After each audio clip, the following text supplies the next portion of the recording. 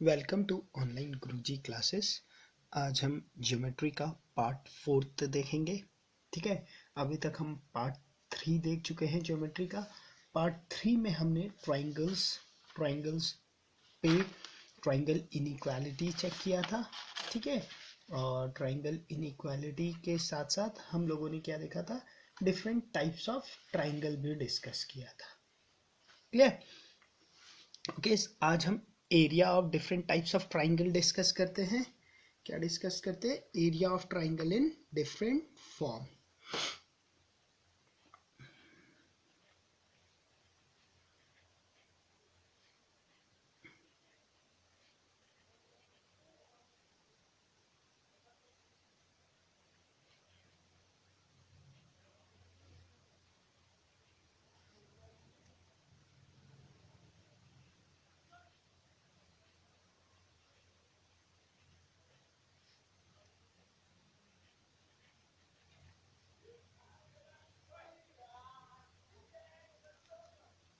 ठीक है, देखो, सबसे बेसिक जो हमारे पास होता है, सबसे बेसिक जो ट्राइंगल है, that is like this.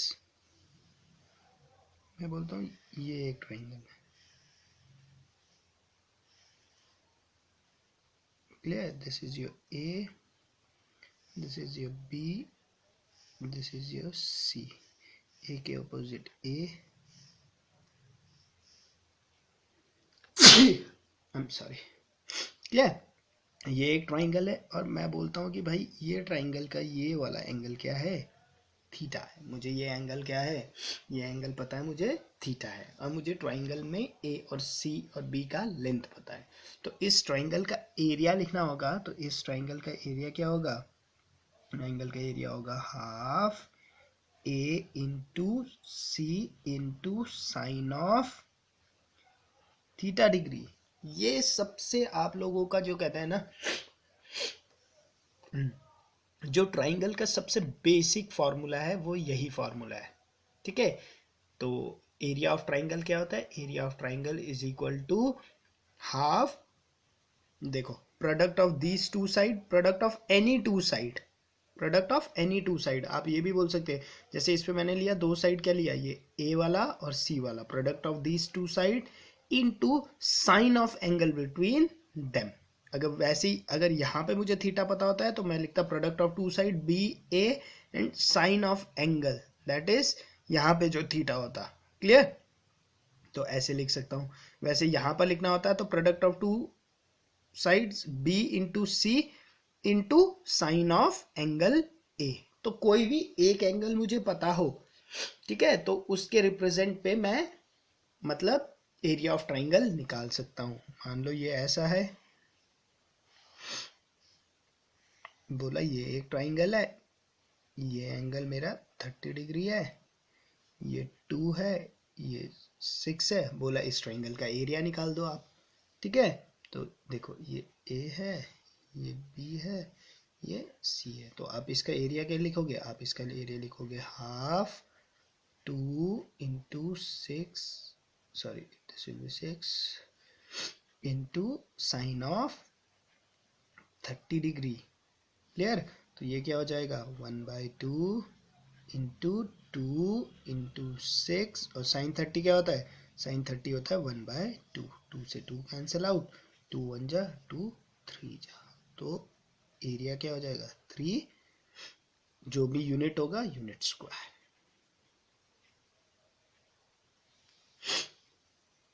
Clear? तो ये तो एक बेसिक, सबसे बेसिक फॉर्मूला यही था। ठीक है, एरिया ऑफ ट्राइंगल का। अब इस पे एक स्पेशल केस बनता है। स्पेशल केस कैसे? जैसे जैसे ये एंगल क्या है, थीटा 90 की तरफ अप्रोच करता जाता है। ठीक है, स्पेशल केस ये है कि ये ए यहां पर आ गया और ये स्पेशल केस है कि when theta is equal to 90 degree. जब theta is equal to 90 degree हो गया तो साइन कितना रह गया उस केस पे? साइन ऑफ थीटा मतलब साइन ऑफ 90 डिग्री, और साइन 90 डिग्री क्या होता है? 1 होता है। क्लियर? तो साइन 91 हो गया। तो उस केस में डेल्टा क्या आ गया आपके पास? Half of this is A और दिस इज सी। ठीक है, तो जो हम बेसिक फॉर्मूला लिखते हैं ना, ये वाला, ये लिखते हैं हम बोलते हैं ये बेस है, ये हाइट है, ठीक है, तो और हम बोलते हैं ये 90 डिग्री है, तो इसका एरिया क्या बोलते हैं हम, हाफ बेस इनटू हाइट। वो एक्चुअल में यहाँ से डिराइव्ड हुआ है, क्योंकि थीटा यहाँ पे क्या है, 90 डिग्री है इनके बीच का एंगल, इसलिए ये साइन थीटा वाला फैक्टर क्या हो जाएगा, साइन 90 इज 1 हो जाएगा, इसलिए ये क्या हो जाएगा, half base into height. Clear? Clear? ये वाला फार्मूला क्लियर हो गया? ठीक है, बाकी हीरोज फार्मूला हम डिस्कस कर चुके हैं। ठीक है, इक्विलेटरल ट्राइंगल का एरिया हम डिस्कस कर चुके हैं, आइसोसेलेस ट्राइंगल का हम एरिया डिस्कस कर चुके हैं। ठीक है, area of right angle triangle हम डिस्कस कर चुके हैं, वो हमने यहाँ पर भी देखा, स्पेशल केस इसका area of triangle in different form में। ठीक है, ओके। अब दो और केस में एरिया ऑफ ट्राइंगल आप लोगों को पता होना चाहिए, और ये दो केस बहुत ही सुपर इंपॉर्टेंट केस है, सुपर इंपॉर्टेंट। क्लियर? चलो देखते हैं। अच्छा, अब एक टर्म होती है, पहले इसे समझने की कोशिश करते हैं। टर्म इज योर्स, वीडियो ने तो जान का दे, सर्कम रेडियस।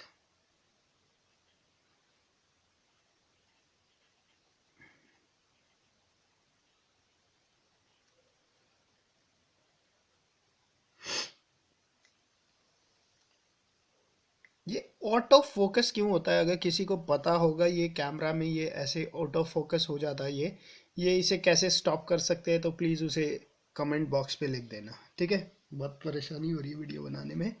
ठीक है, सर्कम रेडियस देखते हैं क्या होता है। ठीक है, सर्कम रेडियस क्या है, देखो एक ट्राइंगल है,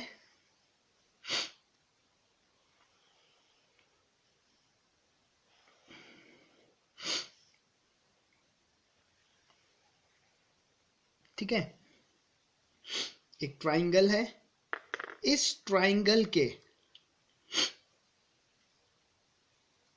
मैं बोल देता हूं this is a, this is b, this is c. ठीक है, बीसी, बीसी जो लाइन है, इसका मैं क्या करता हूं, परपेंडिकुलर बाइसेक्टर ड्रॉ करता हूं। परपेंडिकुलर बाइसेक्टर मतलब जो 90 डिग्री पे भी है, और बीसी को क्या है, दो इक्वल हिस्सों में डिवाइड भी कर रही है, उसी लाइन को क्या बोलते हैं हम, परपेंडिकुलर बाइसेक्टर बोलते हैं। सिमिलरली एसी का परपेंडिकुलर बाइसेक्टर ड्रॉ करते हैं। क्लियर? सिमिलरली ए बी का परपेंडिकुलर बाइसेक्टर ड्रॉ करते हैं। क्लियर? जब आप इन तीनों का परपेंडिकुलर बाइसेक्टर ड्रॉ करोगे, क्लियर, परपेंडिकुलर बाइसेक्टर क्या होता है वो आपको पता चल गया, परपेंडिकुलर भी हो मतलब 90 डिग्री पे भी हो, बाइसेक्टर है तो बाइसेक्ट भी कर रहा हो साइड को। ठीक है, जब आप इन तीनों का परपेंडिकुलर बाइसेक्टर ड्रॉ करोगे, ठीक है, तो आप देखोगे कि ये तीनों जाके एक पॉइंट पे मिल जाते हैं। क्लियर? ये तीनों जाके यहाँ पे, तो सेंटर पे मुझे पता ही था मिल रहे हैं, अगर आप प्रैक्टिकली प्लॉट करोगे तो आप देखोगे कि ये तीनों एक पॉइंट पे मिल जाते हैं। ठीक है, क्लियर? इस पॉइंट को बोला जाता है सर्कम सेंटर। क्या बोला जाता है इस पॉइंट को, इस पॉइंट को बोला जाता है सर्कम सेंटर।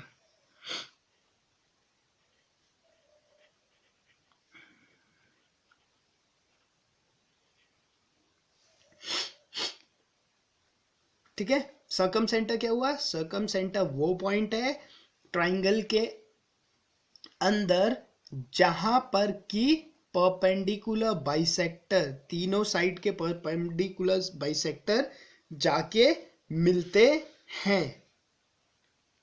क्लियर? ओके, अब क्या होगा, अब आप इस वर्टिसेस को, बी को इस सर्कम सेंटर के साथ जोड़ दो, बी को इस सेंटर के साथ जोड़ दो।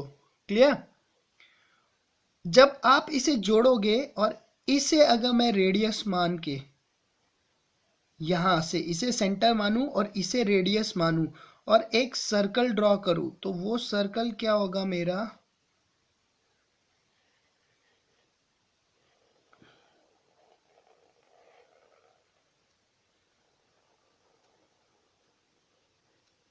ये वो सर्कल क्या होगा, वो तीनों वर्टिसेस को छूते हुए ट्राइंगल को अपने अंदर सरकमस्क्राइब कर लेगा।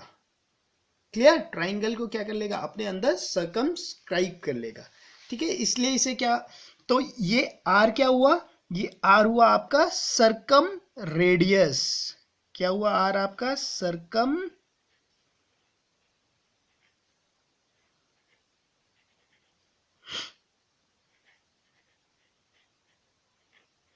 रेडियस।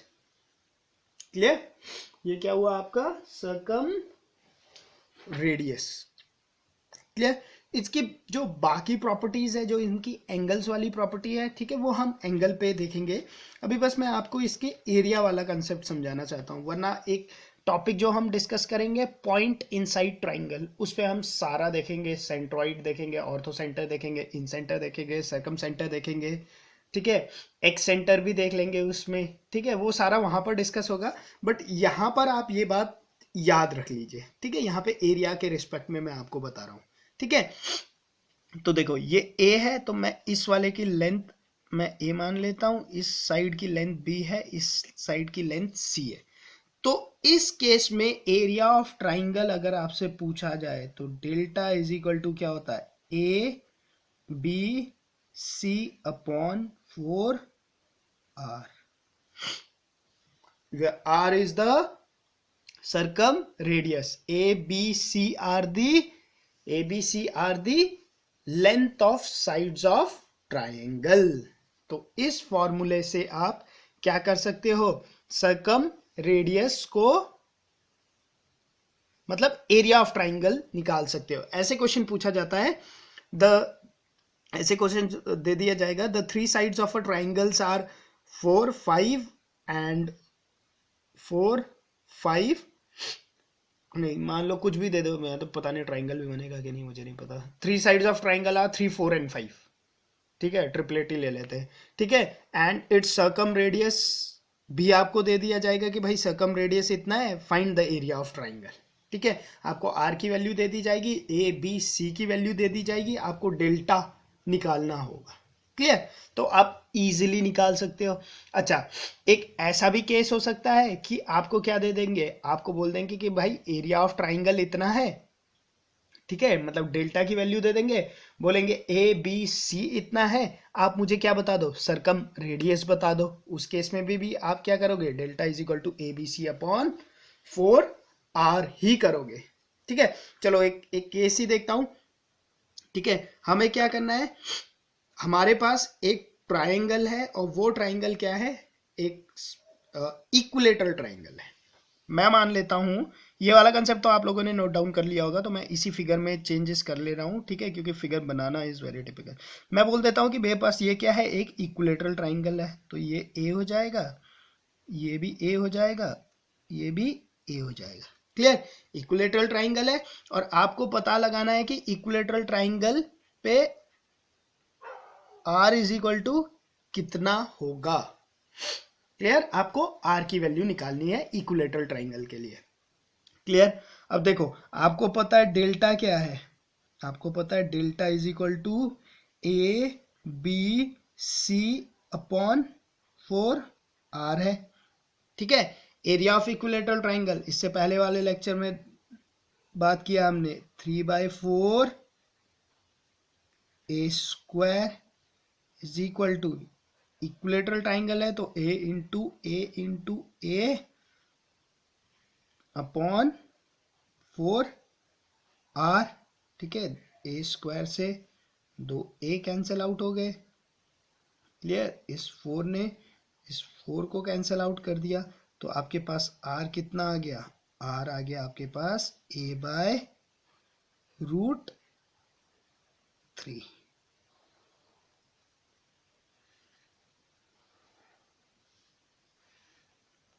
आर कितना आ गया आपके पास, देखो अब यहाँ पर एक, मैं थोड़ा सा ऊपर जाके एक बहुत ही इंपॉर्टेंट कंसेप्ट भी मैं सोच रहा हूँ यहीं पर डिस्कस कर लूँ, क्योंकि अगर आपको ये चीज़ समझ में आ रही होगी तो वो कंसेप्ट भी इजीली समझ में आ जाएगा। और ये क्वेश्चंस बहुत इंपॉर्टेंट है, पूछे जाते हैं आपसे, डायरेक्ट थियोरेटिकली पूछे जाते हैं। क्लियर? तो यहाँ पे r कितना आ गया, a/√3। इसका मतलब आपने जहां पर इक्विलेटरल ट्राइंगल लिखा था ना, ठीक है, इक्विलेटरल ट्राइंगल लिखा है, वहां पर आप लिख सकते हो कि in case of equilateral triangle circumradius is equal to a/√3। तो अगर आपसे क्वेश्चन में ये क्वेश्चन पूछा भी जाता है, बहुत बार बोला जाएगा कि एक इक्विलेटरल ट्राइंगल है जिसका की साइड क्या है, 3 यूनिट का है, आपको बताना है कि उस इक्विलेटरल ट्राइंगल का सर्कम रेडियस कितने का होगा। क्लियर? अब देखो, एक तरीका तो ये है, अगर आपको ये वैल्यू नहीं पता, ठीक है, आपको बोला है कि इक्विलेटरल ट्राइंगल है, जहां भी आपसे सर्कम रेडियस पूछा जाए, ठीक है, तो आपको पता है फॉर्मूला क्या है, delta is equal to ABC/4R। ठीक है, अब आपको बोला है कि इक्विलेटरल ट्राइंगल है, उसका साइड कितना है, 3 है, आपको सर्कम रेडियस बताना है। एक तो डायरेक्ट ये हो सकता है कि आपने ये याद रख रखा कि भाई इन केस ऑफ इक्विलेटरल, वैसे तो याद होना चाहिए, ठीक है, बहुत इंपॉर्टेंट है। अगर मान लो आपको याद नहीं है तब भी आप इसे इजीली कर सकते हो। आपको पता है डेल्टा इज इक्वल टू क्या होने वाला है आपका, 3 × 3 × 3/4 होने वाला है। आपको r निकालना है, और एरिया ऑफ इक्विलेटरल ट्राइंगल तो पता ही है, √3/4 × 3 × 3 is equal to 3 × 3 × 3/4 r. This 4 will cancel out, this 3 will cancel out, so r is equal to 3/√3, और this will come out to be √3। अगर ये फॉर्मूला पता है आपको तो आप r a को डायरेक्ट 3 डाल दोगे, तो आप बोलोगे r क्या है, 3/√3 है, so which is equal to √3। Simple. Clear? General formula तो ये है, delta is in case of circum radius की कहीं भी बात होती है, ठीक है, in case of circum radius की बात होती है, तो आपको पता है डेल्टा इज इक्वल टू क्या है, delta is equal to ABC/4R है। ठीक है, सर्कम रेडियस क्या होता है, अगर एक ट्राइंगल के तीनों साइड के परपेंडिकुलर बाइसेक्टर जिस पॉइंट पे मिलते हैं उस पॉइंट को बोला जाता है सर्कम सेंटर। सर्कम सेंटर से वर्टेक्स को जो लाइन मिलाती है उस लाइन को क्या बोला जाता है, सर्कम रेडियस। और सर्कम रेडियस को एज अ रेडियस लेके मैं सर्कल एक ड्रॉ करूं तो वो सर्कल क्या होगा, वो सर्कल ट्राइंगल के तीनों वर्टिसेस को टच करते हुए आगे निकलता है। इस टाइप के इसे बोला जाता है सर्कम रेडियस। सर्कम रेडियस के लिए एरिया होता है, एरिया के लिए होता है ABC/4R। मैंने उसका एक स्पेशल केस दिखाया, इन केस ऑफ इक्विलेटरल ट्राइंगल आपका R कितना होगा, a/√3। क्लियर? ओके। वैसे हम इसे डिस्कस भी करेंगे पॉइंट इनसाइड ट्राइंगल पे, ठीक है, वैसे काफ़ी हद तक तो मैंने आपसे यहीं डिस्कस कर लिया, बट वो एक अलग सा टॉपिक है, उस पर अलग ही थ्योरी है, बहुत इंपॉर्टेंट थ्योरी होंगी उसकी, वो हम डिस्कस करेंगे, बट अभी भी इतना डिस्कस कर लिया, होपफुली आपको समझ में आ ही गया होगा। क्लियर? सर्कम रेडियस हो गया। नेक्स्ट देखते हैं, एक और आता है इस पे, इंपॉर्टेंट है वो भी, that is your in centre, area of triangle in term of incenters।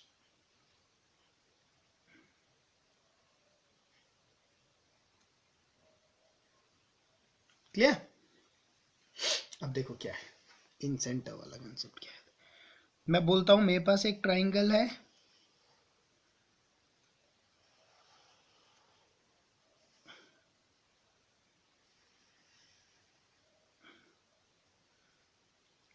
this is A, this is B, this is C। Clear?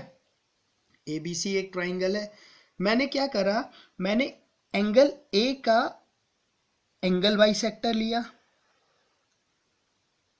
मैंने एंगल B का एंगल बाइसेक्टर लिया, ठीक है, और मैंने एंगल सी का भी एंगल बाइसेक्टर लिया। क्लियर? ये तीनों जाके एक पॉइंट पे मिले, जिस पॉइंट पे ये मिलते हैं तीनों जाके, उस पॉइंट को बोला जाता है आई, इन सेंटर। क्लियर? इस पॉइंट को क्या बोला जाता है? इस पॉइंट को, ये जो पॉइंट है इसे बोला जाता है इन सेंटर।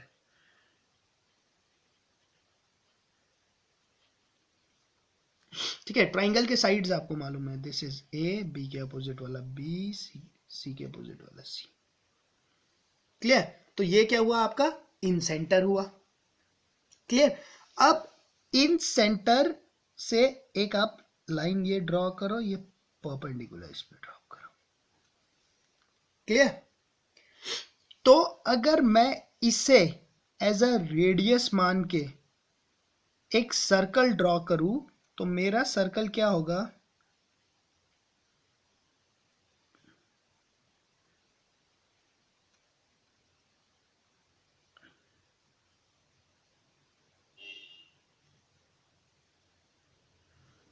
लगभग लगभग ऐसा मेरा एक सर्कल ड्रॉ होगा।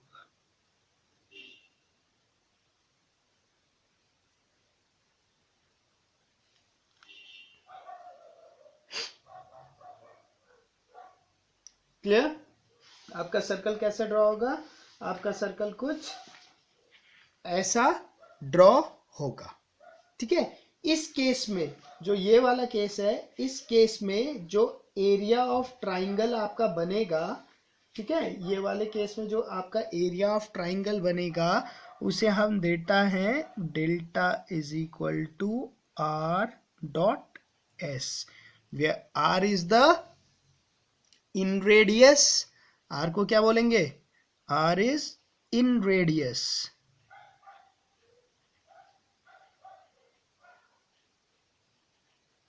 और एस क्या होता है ट्राइंगल वाले में? मैंने आप लोगों से हीरोज फार्मूले में डिस्कस करा है, एस होता है semi perimeter.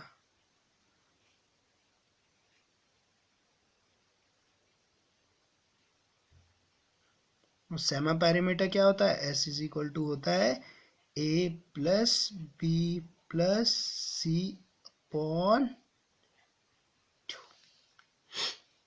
Clear? Clear? S क्या होता है? ऐसे होता है आपका ए प्लस बी प्लस सी अपॉन 2। क्लियर? ओके, ये बात क्लियर हो गई। ठीक है, तो इन सेंटर के केस में क्या होता है? Delta is equal to R S. Circumcentre के केस में क्या होता है? Delta is equal to A B C upon 4r। ठीक है, अब इसी को देखते हैं कि अगर ये वाला ट्राइंगल इक्विलेटरल ट्राइंगल होता तो मेरी आर की वैल्यू क्या होती उस केस में। ठीक है, ओके, तो अगर ये इक्विलेटरल ट्राइंगल होता, इसी में मैं चेंज कर रहा हूं, ये ए ही होता, ये भी ए होता, और ये भी ए होता है। उस केस में मैं बोलता in case of equilateral triangle delta is equal to are dot s तो होता ही मेरा। ठीक है, और डेल्टा क्या होता है? √3/4 of A square is equal to are dot S क्या होता है? A plus A by 2 semi perimeter होता। क्लियर? तो आप क्या लिखते? आप लिखते 3/4 A square is equal to 3/2 A into R. इस ए से इस ए को काट लेता, 2 1 जा 2 2 जा। क्लियर? और ये 3 नीचे आता तो आपके पास फाइनली आर कितना आ जाता? आर आ जाता आपके पास, आर आ जाता आपके पास ए अपॉन 2√3। ठीक है, तो आपने इसे याद रखना है। आर इज इक्वल टू क्या होगा? In case of equilateral triangle inradius is equal to a upon 2√3 In case of circumradius, it is a upon root 3. Clear? तो ये बात क्लियर, ये कैसे आया a अपॉन 2√3. तो एक बार आपके पेपर में ये क्वेश्चन आया था कि in case of equilateral triangle what is the relation between circumradius and inradius. Theoretical question था, ठीक है. ओके, अगर आपको पता है in case of equilateral triangle, आपको पता है r इज इक्वल टू होता है a/√3. In case of equilateral triangle small r in radius होता है a/2√3, अगर आपको पता होता है, ठीक है. तो आप बोलते भाई r इज इक्वल टू, इसे मैं क्या लिख सकता हूं 1/2 इंटू क्या लिख सकता हूं a/√3. और a/√3 को क्या लिख सकता हूं मैं, r लिख सकता हूं ना. तो मैं लिखता r इज इक्वल टू कितना है 1/2 r है. और r इज इक्वल टू कितना आ जाता, सॉरी यहाँ पे दिखेगा नहीं, यहाँ पे लिखो. और r कितना आ जाता आपके पास, r इज इक्वल टू हो जाता 2 ऑफ r. That is in case of equilateral triangle your circumradius is twice of inradius. Clear?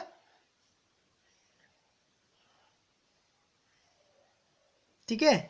तो सिंपल देखो कैसे क्वेश्चन बना सकते हैं वो लोग, इजीली क्वेश्चन बना सकते हैं थ्योरी से. अगर मैं होता, मैं यहाँ पर एक क्वेश्चन देता कि given an equilateral triangle whose inradius is 2 centimetre, find its सर्कमरेडियस.